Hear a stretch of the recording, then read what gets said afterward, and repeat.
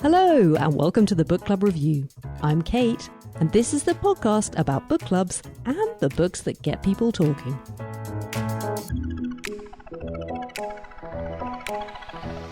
So Many Damn Books is a show that aims to celebrate reading in all its forms, and to do so with a cocktail in hand. For over 200 episodes now, Christoper Hermelin has been chatting to authors and crafting them bespoke drinks. From literary superstars like George Saunders and Ruth Ozeki, to lesser known but no less interesting authors, every episode in his archive is a delight. A conversation with Christoper will always leave you with a ton of good book recommendations and reasons for reading them, and I was delighted to have the chance to interview him on the Book Club Review. This is also something of a podcast mashup, as there is a parallel episode of So Many Damn Books in which Christoper and I discuss two books you absolutely should not miss, and I get to experience my very own bespoke cocktail called Tea and Conversation. And so, after listening to this episode, head over to So Many Damn Books in your podcast app and see how much more interesting the conversation gets when alcohol is involved. But for now, keep listening as Christoper and I talk literary cults, books that keep you dreaming, and life as denizens of the reading deep. All that coming up here on the Book Club Review.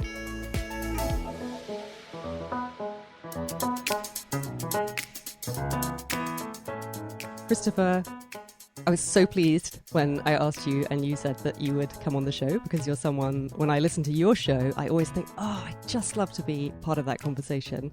So hey, finally I get to talk to you in person. Thanks for joining me. I'm so glad that you asked me. That is my favorite part of any of this. That's what I want people to feel like with the show, is that it sounds like a conversation that you just aren't quite getting a word in. Well, you certainly achieved that. I also love that your shows, whether intentional or not, I feel like maybe at any time of the day, this is what you get with you, but it always has like this late night vibe, you know, like it could be in a bar somewhere, everyone else has gone home, there's just two guys or one guy and an author sitting at the end of the bar chatting, and you get to overhear it, even though I'm sure you don't record them all late at night, do you? I record whenever people are available mostly. It is mostly at night, and then sometimes weekend afternoons. But I think that's the drink, you know. I think that that's just my voice after a cocktail. It's just like, we're hanging out now, we're ready. And it's such an important part of the show to me. So let's tell our British listeners who might not be so familiar with your show, or they like me, they may have come across it and be avid fans, what So Many Damn Books is all about. What's the basic premise? The idea of So Many Damn Books is it's just to celebrate reading in all its forms, and it's to do it with a cocktail in hand. I started it with my friend Drew back in 2014, and we did the show together for many, many years until he bowed out from co-hosting duties at the end of 2021, and I've been keeping it going by myself. But I have always felt like it's just celebrate reading, have authors on, and originally the pitch when we started having authors on was we would only have an author on if they would come and hang out with us in person, which helped that we're in Brooklyn, and have a cocktail or a mocktail. It didn't matter if it actually had alcohol in it, but having that sort of intimate serving and chat with somebody, it definitely added to what we hoped was an air of conviviality and to take authors off of the intellectual pedestal and bring them down to the bar. Like, these are just people who love reading like you do. Mm. And then the drinks are, you could just take that quite lightly and have any drink that comes to mind, but you take that quite seriously as well, don't you? Yes, I've been a cocktail enthusiast since I started drinking. When I turned 21, it was right as Mad Men was starting. You know, I feel like cocktail culture was just having a resurgence just as I was starting to go to the bar myself. And I was immediately, I think that making cocktails is like a certain type of magic. I've been to bars where they'd taken their inspiration from literature and they'd have a Keats poem as the title. You know, it's a very like New York or any cocktail bar type of thing to do. And so I thought I would just keep doing it. And we did it first with our first guest that we had on in person. And it just was like, yeah, this is it. It clicked. I think it was 17 or 20 episodes in or something like that. And it was just, this is what will make the show feel like only ours, something that we bring to the book talk table. The idea for the name of the podcast, is it, I've always sort of felt like there are just so many damn books. Like, how do you get through them all? Was that the idea behind that? So Many Damn Books comes from, you're supposed to be able to say it in wonder or in consternation. You're either really, really excited, there's so many damn books, Yeah. or you're just so many damn books. I say it at the top of the show a lot. My wife gets on, she thinks it's stupid, but I always say a blessing, a curse, a podcast, because that is really how it feels. It feels like here we are. You can read a book about anything you want, but you can also, read a book about anything you want. There's so much. There's just so many. When I first discovered your show, I didn't know, because you referred to the damn library, and I thought this was a real place. Oh, yeah. But it's not a real place. It's a metaphorical place. Well, it used to be where we would record was the damn library. So it was a place. Because people were coming over, but we would also, I think it was in our 100th episode where we went over all the places that we had called the damn library. Because we both moved all the time and there were better places to record the show. And so the damn library, we like to say it was a place in your heart as much as it was literally the place where the microphones were. So it is sort of a real place. And I would say the library that I'm in now is the damn library still, but it's just my apartment. It's wherever you are. Exactly. I love that. Exactly. And so your one-time podcast partner, still your close friend, Drew. Yes. There's a story about how you met each other, which is to do with this thing called the Tournament of Books. Can you explain to me about the Tournament of Books? Yeah, the Tournament of Books, it's been going on for almost 2 decades now, and it's sort of a blogosphere, early internet invention of this website called The Morning News. And the editorial staff were just joking around, like we should start our own literary award. But they were sort of doing it as a joke and also as a parody of the fact that literary awards are sort of ridiculous, because how are you comparing these books to each other? And what are their criteria? And how are you going to say that this Haruki Murakami novel that deals with like hard-boiled Wonderland is better than some realistic, like what are those conversations that are going on behind closed doors? And so they decided what we'll do is we'll actually have those conversations on the blog, and we will put 16 books up, and we'll do it like March Madness, which is college basketball tournament style of making these brackets. And so they chose 16 contenders, and they make the long list and the short list over the course of the beginning of the year. And reading that list is a great, they always put a Booker winner on. Often it predicts the Pulitzer because they're looking at those books that have a lot of buzz, but they also try to find things from really small presses. And it's always like a really interesting short list.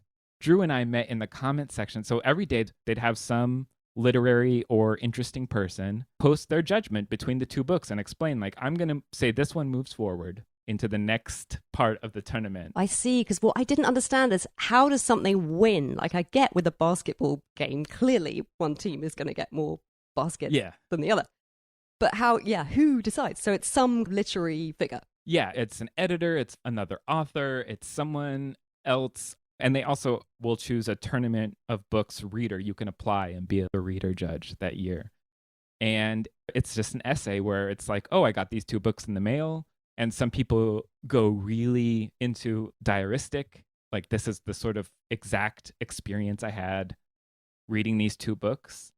And other people really make it a New York Review of Books type criticism, where they really take it from the top and have them muscling it out sentence by sentence, that type of thing. And everybody's individual value system gets put on display, and it further illuminates this original idea that awards for books are very silly, because it is all based on some internal thing. And also someone will be writing about, oh yeah, my kid was sick the week that I had set aside to read The Bone Clocks by David Mitchell. It's a 700-page book. So it's like I was trying to read that in between administering. So maybe I didn't get this book very much, but I didn't care for it. And it's just like, well, I wonder if you had read that book when your child wasn't sick, if you would feel differently because you actually got to stay in it and the details would, so you really start to fight those things out in the comments. And so the commentariat takes the judgments to task. And that's where I met Drew. Drew and I were often aligned in our response to judgments in the comments section. And then one year, the year that we met, they threw a party after the tournament was over at Housing Works in Lower Manhattan. And we met that night, and later that night, I was just like, you want to start a podcast? We talk books very differently than I usually get to talk books with people. I love the idea of the tournament. It sounds so great. You talked about it before and I looked it up on Instagram and I just thought, I don't understand this. And two things have now unlocked this for me. So one is your explanation there, which I get, but also another piece of information I'm now able to add in, which is I went to visit Laura in Vancouver earlier this year. And I think the March basketball thing was happening because Laura's dad, I ended up going on this road trip with Laura's dad to Elliott Bay in Seattle. And on the way, he explained to me about the brackets. I mean, we don't have anything like it here. It doesn't make any sense to an English person. But as he was describing it, I was like, oh, this sounds like the Tournament of Books. I think I start to understand how all that works. So if people want to find out more and look it up, it's on the Morning News's website, is it? Is that where they host it? Where do you find it? If people want to check it out, they can go to tournamentofbooks.com, and that's the most recent year. They've separated this year, and it's its own thing. But all the rest, the past years from 2005 is when it began. All of those are still hosted on the Morning News, so you can go all the way back. And actually, a lot of the comments are preserved too, so you can see the people duking it out over the response to the commentary. And sometimes the commentary is really contentious. I remember, I think it was Andrew W.K., the musician, like the sort of wild party hard rock musician, was chosen to read the two books. And he was just like, I don't want to read these two. And he just threw them both down the stairs. And the one that went further down the stairs, he decided that one went forward. And people lost their minds. They were so angry. And there's always something like that. You know, there was an author who wanted their book taken out because he didn't like the tournament, so being considered in it really bothered him, so he asked to not be included. You know, like that. There's always some weird little bit of friction that's always interesting because it's pretty low stakes. It sounds great. It sounds like a bit of a time sink, but it sounds absolutely amazing. It's a March time sink for sure. I've cut myself off from commenting myself because I just feel like I don't need to rehash the things that people talk about every year. But it is a lot of fun to still read. Is it like a bit of a cult thing in America, or is it becoming bigger and more mainstream? It is a cult thing. A lot of bookstores get into it, and they keep the brackets and show all the books and talk about it. But I think it's still very much underground. If you see the sticker on a book, I don't think anybody but like 1,000 people would probably understand what that rooster sticker means. It's like a secret cult. Yeah, which just makes it all the better. The secret cult was just like you could search out everything very easily if you felt like just digging into something very, very nerdy. But yeah, it gave me one of my best friends of my life. So I'm forever grateful for the Tournament of Books for putting me and Drew in each other's orbit. We really went in. We used to do a Facebook Live show going over the results as though it were actually sports. It can be really, really fun. It sounds great. And over the years on the podcast, you've had some amazing guests. I actually discovered you first when you had Leanne Shapton on. Oh, you remember that? Way back. Yes. Amazing. So wonderful. As a graphic designer, I've always been quite interested in her. From really early on, when I was just thinking about studying design, I came across her and her work and was really interested. And so then when her name came up on your show, I was like, oh, I'll listen to that one. And I think that's when I first found your show. And it was such a great conversation and I loved it. And then I kind of just dip in and dip out. But going back more recently, you had George Saunders on. You've had some amazing guests. Is there anyone that particularly, you know, probably they're all like children and you don't have a favorite, but are there any ones that are particularly special to you? Any conversations you're particularly grateful you got to have? Yeah, I mean, that Leanne Shapton one was so wonderful just because I remember falling in love with Important Artifacts and Personal Property. Best book in the world.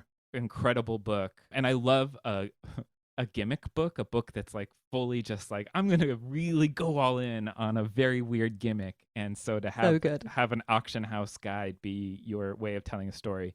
Oh, amazing. So this is kind of it's almost impossible to describe, isn't it? It's not a graphic novel, but it's a love story, isn't it? It's a romance, and it's told through these possessions that belong to a couple, and they're being auctioned off. The relationship has not worked out, and they are getting rid of all the possessions, and so the book is in the form of auction lots. And so you get the picture of the thing, and you get a caption and a value, and sometimes there are little tiny details, or there's something in the picture, or there's just something about a little note or something, and gradually you start to piece together this story. And it's just such a work of genius.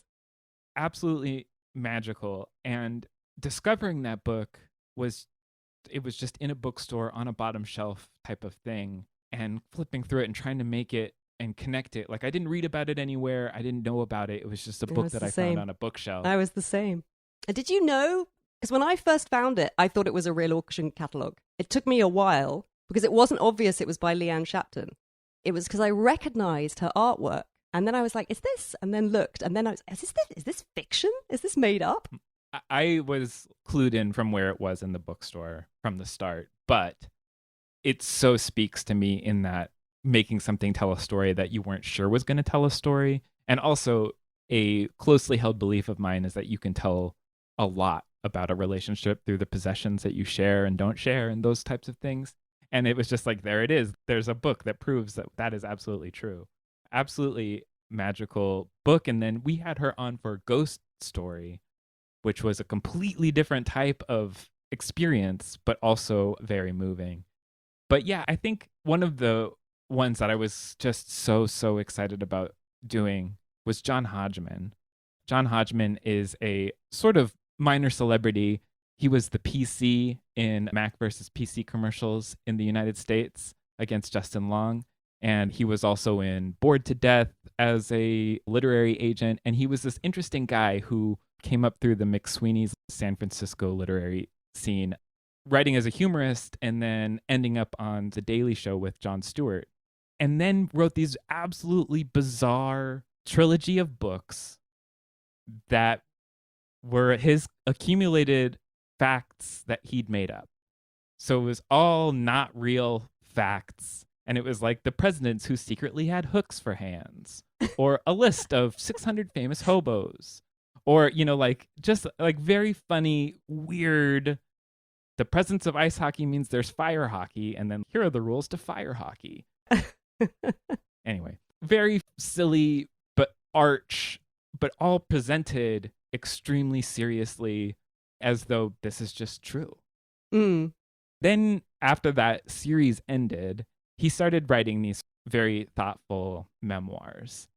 And having him on for that, I loved his career. I'd followed him through everything. And he was also one of these people that sort of unlocks a world where their connections and the things that they do puts you in contact with all these other wonderful pieces of culture. So he wasn't just, to me, a great writer who made me laugh. He was also just an entry point into this whole world of comedy and literature that I wouldn't have discovered without him. So having him come on the podcast, and this was back when we really had him on, because he also lives in Park Slope, he just walked over. Oh, that was so exciting. And then Lev Grossman was another one. Lev Grossman wrote the Magician's Trilogy, which was extremely inspiring for my own unpublished writing. So that series was really amazing, and to get to actually just talk to him about it, and again, truly have him drinking a drink that I'd made him across from me, was just absolutely thrilling. And then one more, Kelly Link just came on the show, and she's one of the rare writers that, now that the show's been going on for so long and I've been discovering work, she's one of those rare writers who I've been reading from way before the show started. And so having her on was absolutely amazing. I'm the biggest fan, and she was everything that I wanted her to be and more. Yeah, I listened to that one. It was a recent one. It was a really good show.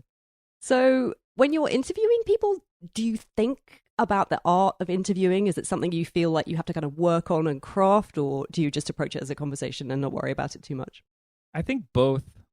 I think sometimes I've over-prepared and had 25 questions and realized I only asked 3 and felt mortified. And then I listened back to the episode, and it's a really wonderful conversation that I didn't get to realize I was having because I was so worried about getting to my other 22 questions. And then I've had other way where I had like 4 questions and I moved through them in 4 minutes, and I'm thinking like, this is supposed to be an hour show. How am I going to get this person to keep talking? Like, why are they just... So I think that all I've learned as far as interviewing is people want to talk to you. And if they don't want to talk to you, it's going to be like pulling teeth. And there's really nothing you can do to change their mind if they've, for some reason, said yes to come on, and then somewhere between that space decided they didn't want to. Those conversations, first of all, never sound like that to the audience because they don't have all of the context. But also, you can't fight against it. It's just something that's going to happen. So I guess I wish I was a better interviewer. I always wish I were better, because I do feel like I get lost in the conversation and then forget that I'm like supposed to be like asking things that make them think. And you have to read a lot for the show. When you have someone on, you'll read their book, and often they recommend something and you'll read that too. This is the perpetual question, I think, that plagues all readers, how do we make time to read? But I think it's always interesting to ask people who do read a lot, because it's just interesting to know how people manage to fit it in. How do you manage to work the reading into your life? Well, I kind of don't know how to not do it, because I'm always reading, and I always want to be reading something new. And getting a good recommendation from someone that is something that I know that they're going to talk about, because that's the two halves of my show. First, I talk about the book that they're touring, and then I talk about the book that they've recommended. And that recommendation to me is just, first of all, it's extremely exciting, because it's like someone really wonderful telling you about a piece of work that they've reacted to. So I'm already getting to read it with this completely different mindset. So yeah, the big thing that changed recently is audiobooks. Having a library that gives you easy access to audiobooks completely changed what I was able to get to, and honestly actually added a lot to my reading for pleasure time that isn't just related to the show, because it's time that I wouldn't have normally been able to read anything. And so I can now fill that with stuff that I've just been meaning to try. And it's also the stuff that's available from the library, because everything else that's like actually current has incredible old lines. So it just comes very naturally. And I think also part of that is making sure no matter what you're doing, you've got your book nearby. Not having your book nearby is basically a guarantee that you're going to end up in a situation where you wish you had it. And I think that having that habit of never leaving the house without a book means that you're going to get through more and more of them. Yeah, who is it? It's that Victor Hugo quote, isn't it? Something about leaving the house with one book and coming back with 3. Do you find that? You never leave the house with less than 1. And more often than not, you do come back with 3. Well, that's changed more than anything, is how I've purchased books. I so rarely actually go to a bookstore and buy a book. Is that something that you find yourself able to do? Yeah, I do that all the time. That's a bit of a problem, actually. But I guess I mean like going to the store, buying a book, and then you read it. Like that's the next thing that you I read. see. Yes. No, absolutely. No, I don't do that. Of course. Who does that? That's something that I miss for sure. And I envy of people who don't have toppling TBRs, that they go to a bookstore, buy a book, and then start reading that book right then. When I do it for myself, it's because of some extremely anticipated new release or something. I always feel like I'm doing something crazy. I did it recently, and it was thanks to you. I did it with the new Kevin Wilson book. Now is not the time to panic. Now is not the time to panic. And I had listened to that show. His titles are really long. Such a great show. I love that show so much. And I was in the bookshop and I saw it. I was like, oh, great, I'll get that. And then I actually try and read the first chapter of things now when I get them. I do try and do that, because I think you have quite a different relationship when you put it to the side. If you've read the first chapter, it does make a difference. And I found that really helpful. But with that book, I read the first chapter and I was like, oh, I'm going to read the rest of this.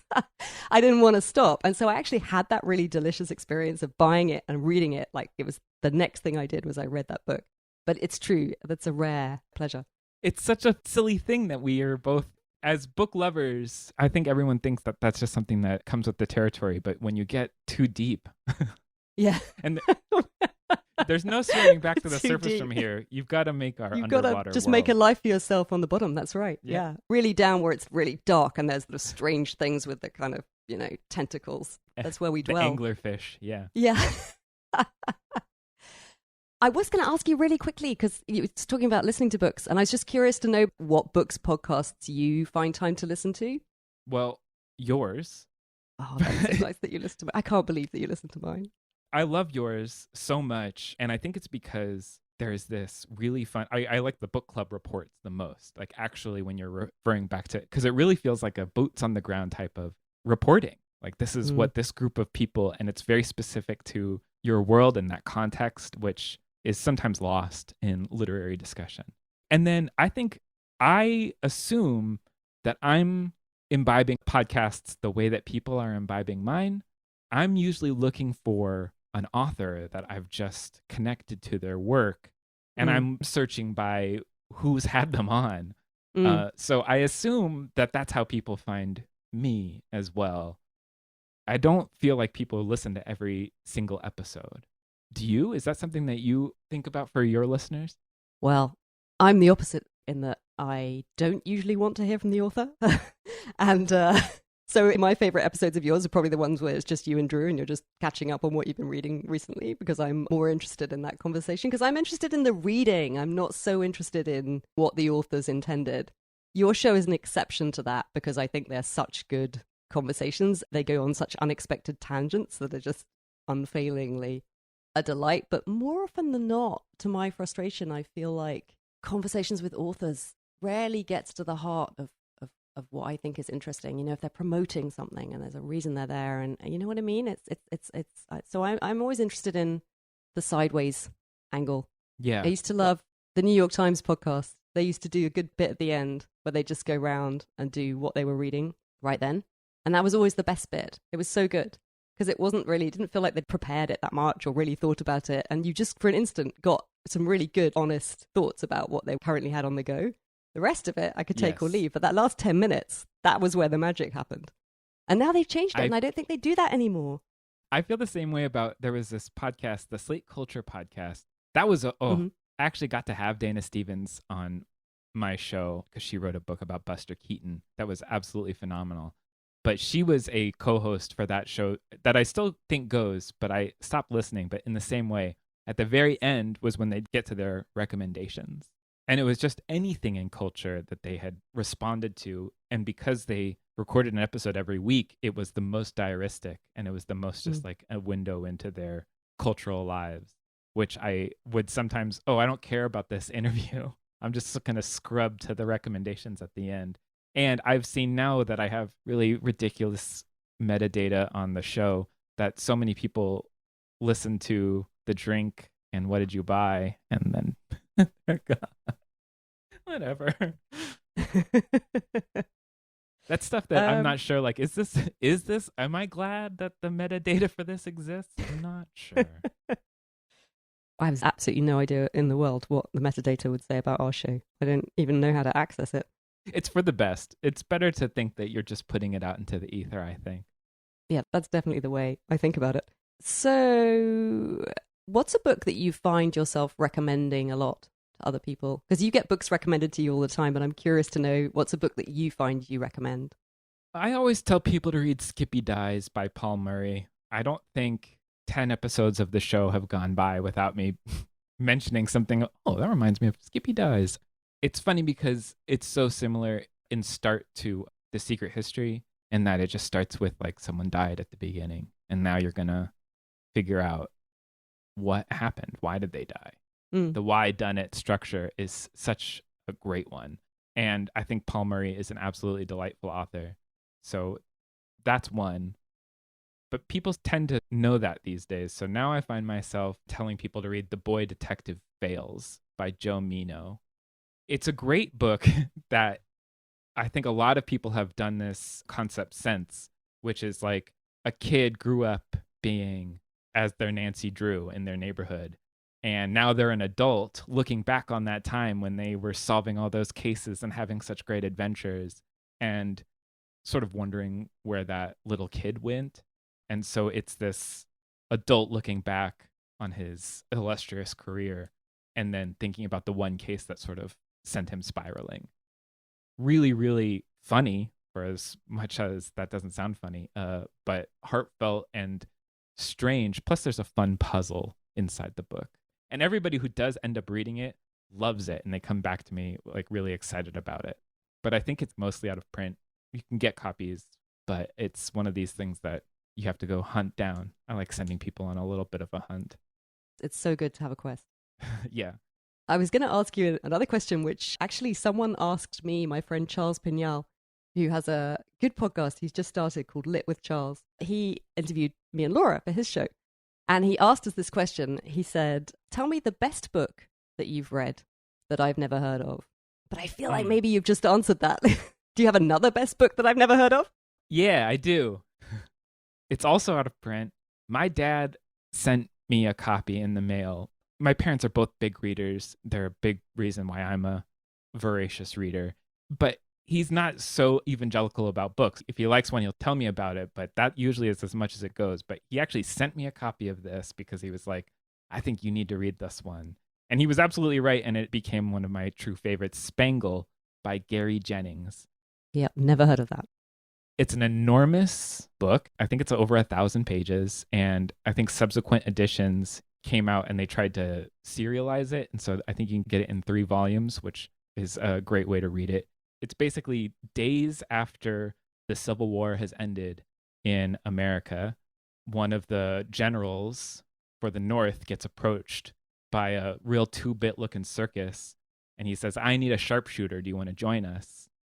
And it follows as the circus wends its way across America and then ends up the Belle Epoque in Europe. And the circus keeps getting better and better and better until it's this incredible, magical, enormous, big top experience.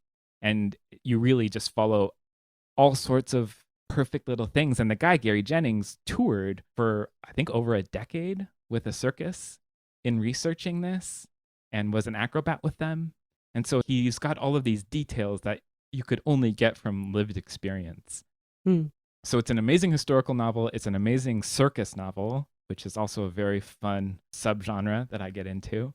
And it is sadly out of print, even though he wrote a couple novels about the Aztecs that are still in print and people love. And it's interesting that that doesn't mean that all of their library is in print. It just means that that really beloved one is sticking around. I just think that that's interesting. Oh, well, that sounds great. I love knowing about that one. I feel like I'm even less likely to come across a copy here in England, but you never know. Yeah, no, I mean, I love all of the, like, I feel like charity shops have gone online, and that is where I find so many things for like $1. Recent out of print books, it's like that's where you find them. That's the same. I absolutely hoover things up. We have a thing here called World of Books. It's just some vast secondhand books warehouse that I think has a nice idea behind it, which is that they just wanted to save all these books that would otherwise just getting pulped. So often as not, when you go looking for something online, you end up finding it at World of Books. That's probably where you'll find it. It really is a completely, I think it's one of these 1,000-page books that you read in like a week just because you don't want to leave the world. And it's such a dreamy world. I found myself dreaming it in the process while I was reading it, which is a very rare thing to happen. When it's happening, I'm like, ooh, I'm really reading something fantastic. It happened for Tomorrow and Tomorrow and Tomorrow by Gabrielle Zevin recently, the video game novel. We talked about that on the podcast. Yeah, that one did really well over here as well. I think English people have the same nostalgia for the video game era, so it taps into all that brilliantly, doesn't it? It really does. I love when a book is that immersive that like I still feel part of it even when the book is closed. And is there anything good that you've read in your more recent stack that you would recommend? I just finished this book by Christine Grillo called Hester Strikes a Match. And it takes place in an alternative 2023 where the Civil War that's been rumored in America actually has come to pass. And 12 states have seceded. But the real story of the book is this woman, her husband, decides to go fight for the Union. But also that really surprises her and she doesn't understand this violence from this 40-year-old man. They separate, and so she's dating in this world. And it's very much now, it's 2023 with all of the political divides and everything. But I think that the thing that really struck me was how real it felt that, like, yeah, if all of those horrible things are happening, that will, of course, take up mental real estate.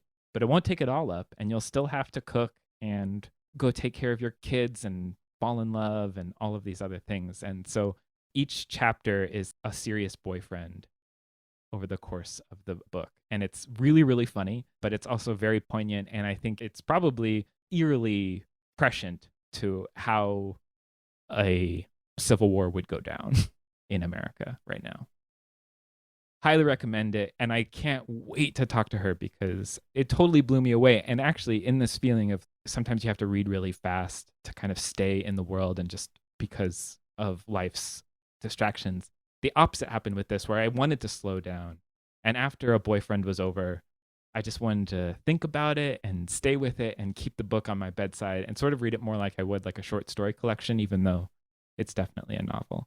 An incredible book. I hope it comes out in the UK for you guys. So do I. It sounds amazing.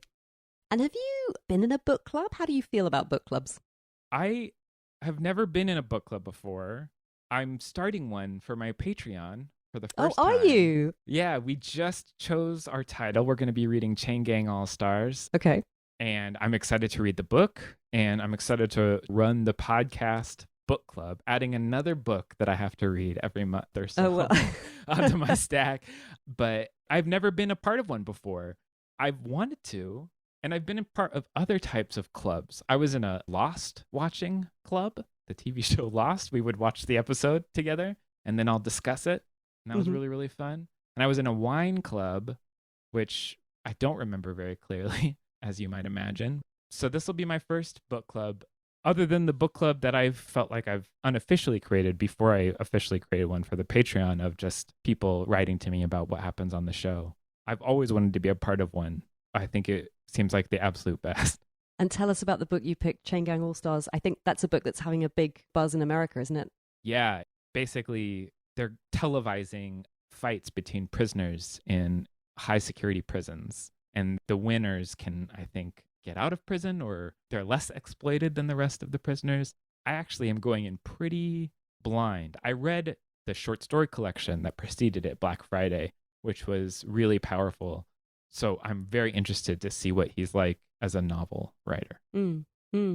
Yeah, well, it certainly sounds like it should be a good one for generating discussion, which is, of course, what you want for book club. Yeah, I'm excited. Do you have any tips? Is there anything that I should, any hot tips for people starting their first book club?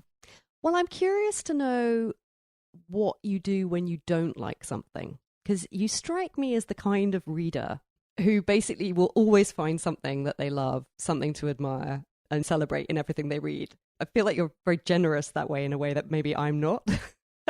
But so what, how do you handle it when actually you just don't get on with a book? You don't really think the writing is, it doesn't work for you, or for whatever reason, how do you feel talking about that?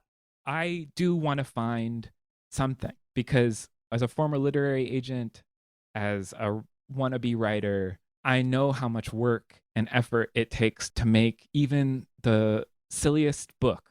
And so I always try to take that into consideration and try to think, what pulled people through on this one if I am not reacting to it and I'm truly finding it to be capital B bad? There must have been something that pulled people through, and I try to find that instead.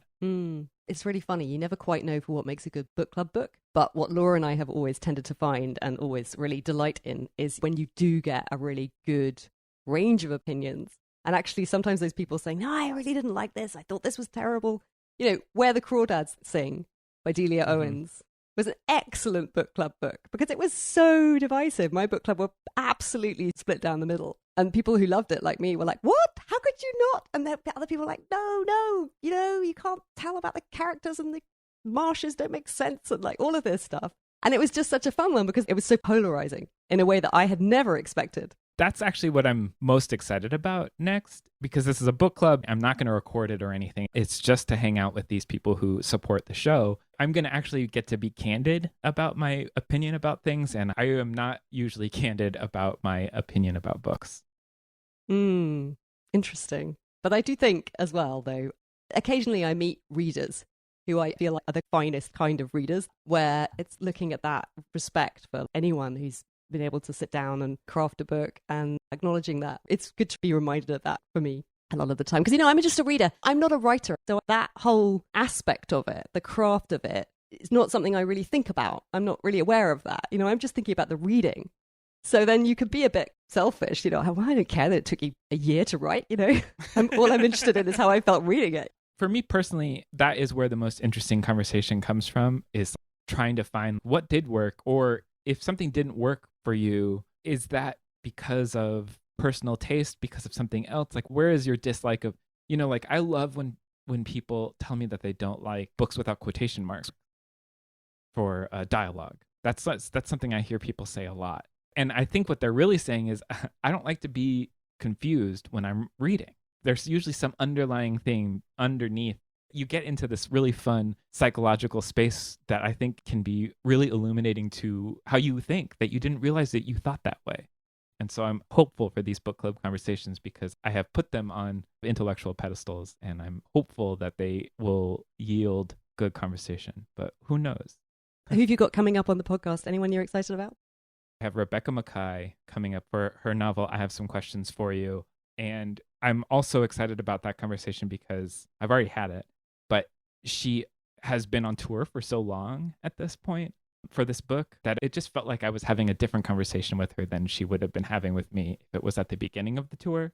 Sort of the same thing when I had Nita Prose on for her book, The Maid. That book came out in paperback when I was discussing it with her. So she got to talk about the book with the confidence that millions and millions of readers had agreed that, yes, that is a good book that you wrote. And so those conversations can be really fun. But I am taking a break coming up.